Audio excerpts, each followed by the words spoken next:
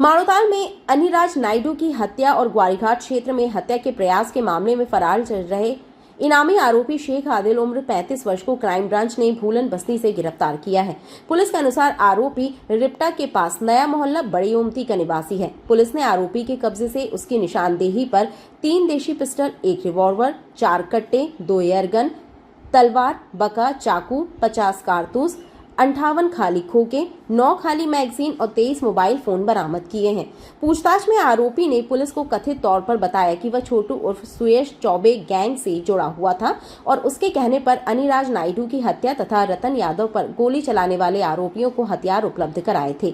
हथियारों की बरामदगी के मामले में पुलिस ने शेख आदिल सहित शेखर चौबे, सुयश उर्फ छोटू चौबे और बाबू सिंधी के खिलाफ प्रकरण दर्ज किया है।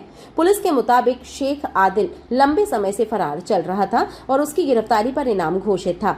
आरोपी छोटू चौबे को पूर्व में एनएसए के तहत गिरफ्तार कर केंद्रीय जेल जबलपुर में निरुद्ध कराया जा चुका है। कार्रवाई वरिष्ठ पुलिस अधिकारियों के निर्देशन में क्राइम ब्रांच की टीम द्वारा की गई।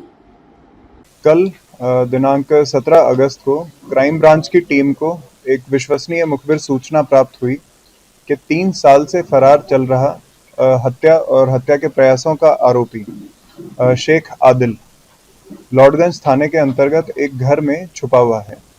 तो इसमें कई टीम्स एक्टिवेट हुई और उस घर को घेर करके जब पकड़ा गया तो उसमें शेख आदिल जो कि नई ओमती का निवासी है, ये वहाँ पर मिला। इसने इसके पोजेशन से हम लोगों को एक पिस्टल और 4 जिंदा राउंड्स प्राप्त हुए। पूछताछ करने पर इसने ये बताया कि ये कुख्यात बदमाश सुयश उर्फ छोटू चौबे गैंग का मेंबर है। उसके कहने पर यह हत्या और हत्या का प्रयास कर चुका है। इसने पूछताछ में ये एक्सेप्ट किया कि छोटू चौबे के कहने पर इसने माड़ोताल थाने में अनिराज नायडू हत्याकांड को अंजाम दिया था और साथ ही इसी प्रकार से ग्वारीघाट में भी रतन यादव के ऊपर गोलियां चलाई थी। साथ ही इसने ये भी एक्सेप्ट किया कि ये छोटू चौबे गैंग के अंदर हथियारों की खरीद फरोख्त का काम भी करता है और उसने ये बताया कि इसी मकान में उसके पास में कई सारे और हथियार भी छुपा के रखे हुए हैं। तलाशी लेने पर हमारे को टोटल 10 फायर आर्म्स मिले, जिसमें 3 पिस्टल्स, 4 देसी कट्टे, 1 रिवॉल्वर और 2 एयरगन्स मिली हैं।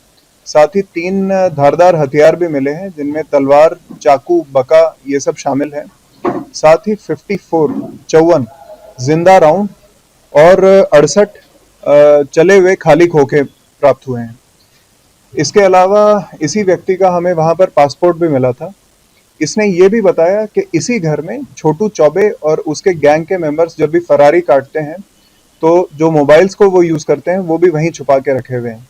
तो ये देखने वाली बात है कि इस अकेले के कब्जे से हम लोगों को 23 मोबाइल्स मिले, जिसके अंदर कुछ महत्वपूर्ण जानकारी भी मिली है। इसी के तहत इस को हम लोगों ने अरेस्ट करके आज पूछताछ की है और आज इसको न्यायालय में पेश किया जाएगा। रिमांड भी ली जाएगी?